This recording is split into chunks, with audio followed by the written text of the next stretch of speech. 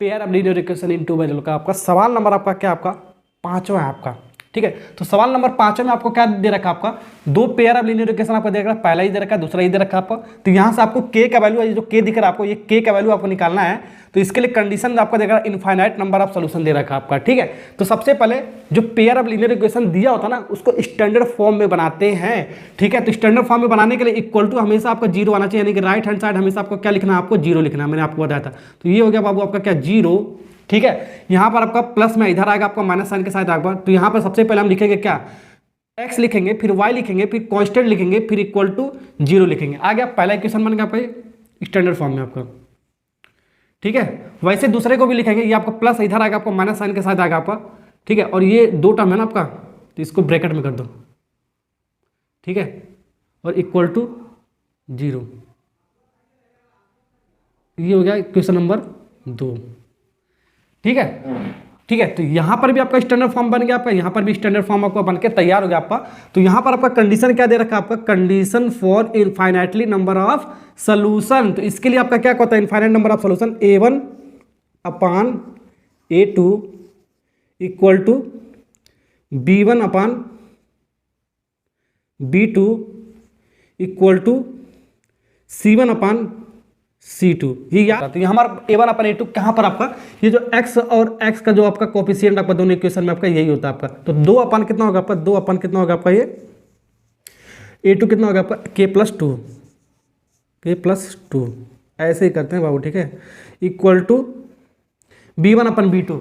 तो B1 अपन B2 का मतलब क्या, y वाला कोफिशिएंट। ये पहला इक्वेशन है, यानी कि B1 हो गया आपका 3, ये दूसरा इक्वेशन है, यानी कि ये हो गया आपका B2 6। ठीक, फिर equal to C1 upon C2। ये आपका जो कांस्टेंट होता है बाबू, ये कांस्टेंट होता है आपका। पहला C1 आपका इक्वेशन नंबर 1 में C1 हो गया आपका। तो C1 आपका पहले इक्वेशन के लिए C1 आपका -4 आपका, और दूसरे इक्वेशन के लिए आपका C2 आएगा आपका, दूसरे वाले इक्वेशन के लिए आपका क्या -3k+2। ठीक है, ओके, ये हो गया ना आपका, देखो माइनस से माइनस आपका कट जाएगा आपका।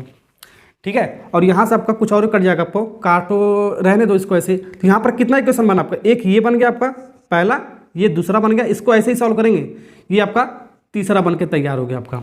ठीक है, सबसे पहले हम पहला दूसरा लेकर सॉल्व करेंगे। पहला इज इक्वल टू दूसरा, पहला इज इक्वल टू दूसरा लिख सकते हो ना, 1 = 2। इसको लेकर सॉल्व करोगे आपका क्या आएगा आपका, देखो यहाँ पर आपका क्या आएगा आपका 2, ऐसे रहने दो, 2 अपान k+2 था, इसे उतार दो, 2k+2 इक्वल टू 3 अपान 6, 3 अपान 6। इसको काटोगे कितना आएगा आपका, 1/2 आएगा आपका। अब इसको क्रॉस मल्टीप्लाई करोगे, इसका इसके साथ आपका, और इसका इसके साथ, 1 और k+2 का मल्टीप्लाई करोगे आपका कितना आएगा आपका, k+2 ही आएगा, k+2 × 1 क्रॉस मल्टीप्लाई करने पर आपका। और इसका क्रॉस देखो, इसका क्रॉस मल्टीप्लाई करेंगे, 2 × 2, 2 × 2। ठीक है, समझ में आ गया ना। तो यहाँ से आपका कितना आएगा आपका, और इसका क्रॉस मल्टीप्लाई करने पर हमारा इतना ही आता आपका। तो यहाँ पर आपका आएगा k+2 = 4। तो यहाँ से k बराबर कितना आ जाएगा आपका, 4 - 2, ये प्लस उधर जाएगा माइनस साइन के साथ जाएगा, तो k बराबर कितना आएगा आपका 2। तो k बराबर 2 आ गया आपका। ठीक है, k बराबर 2 आंसर आ रहा है कि नहीं आ रहा, सबसे पहले इस वाले इक्वेशन में भी चेक करेंगे। अगर जो आपका k बराबर 2 आएगा तो अभी हम आंसर लिखेंगे, अदरवाइज नहीं लिखेंगे। ठीक है, देखते हैं इसमें भी k बराबर 2 आएगा, क्योंकि रेशियो तो आपका बराबर है, तो k का वैल्यू आपका सेम जो आएगा वही हम उसको लेकर चलेंगे। ठीक है, तो दूसरा और तीसरा लेते हैं, दूसरा और तीसरा सॉल्व करते हैं। ठीक है, दूसरा तीसरा सॉल्व करने पर आपका क्या मिलेगा, दूसरा और तीसरा इसको सॉल्व करो। दूसरा तीसरा सॉल्व करेंगे, 3/6, 3 बटा कितना आपका 6 आपका, इक्वल टू ये कितना आपका 4 अपान 3k+2। ठीक है, इसको काटने पर आपका 1/, कितना आपका आएगा 2 आया था आपका। ठीक है, क्रॉस मल्टीप्लाई करो, इसका इसके साथ करोगे आपका इतना ही आएगा, 3k+2, 2 × 4 8 हो गया आपका। तो k की वैल्यू निकलेगा 3k = 8 - 2, ये 2 उधर जाएगा आपका, कितना आपका आएगा 6। तो k बराबर कितना आएगा, 6 डिवाइड में कितना आपका आएगा 2, सॉरी 3 से काटोगे 6 को, आपका k बराबर कितना आपका क्या आएगा आपका, 3 दूनी 6, 2। तो यहाँ पर आपका k का वैल्यू आपका 2 आ रहा है आपका। इक्वेशन नंबर 1 और 2 को सॉल्व किया, 2 और 3 को सॉल्व किया। 1 और 3 को भी सॉल्व करोगे आप। ठीक है, 1 और 3 को भी सॉल्व कर लेना आप, 1 और 3 को भी सॉल्व कर लेना, तो यहाँ पर भी आपका कितना आएगा, आपका k की वैल्यू देख लेना कितना आएगा।